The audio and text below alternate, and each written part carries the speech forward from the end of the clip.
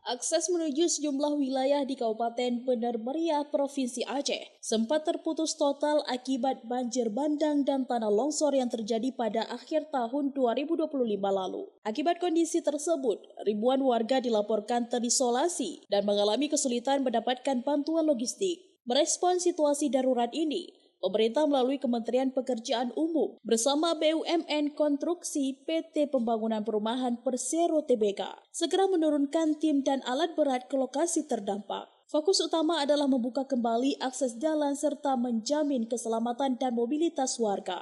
Saat ini, alat berat milik PT PP terus bekerja di Jalan Lintas Provinsi Takengon Biren, tepatnya di Desa Simpang Teritit, Kecamatan Wih Pesam, Kabupaten Benar Meriah. Ruas jalan yang sempat terputus sepanjang kurang lebih 50 meter dengan lebar 9 meter, kini ditimbun material tanah agar dapat dilalui kembali. Asep Syarif menyebutkan, terputusnya akses jalan Biren Takengon merupakan dampak langsung bencana alam. Hingga saat ini tercatat 8 jembatan dan 6 ruas jalan mengalami kerusakan dan seluruhnya akan ditangani melalui langkah tanggap darurat.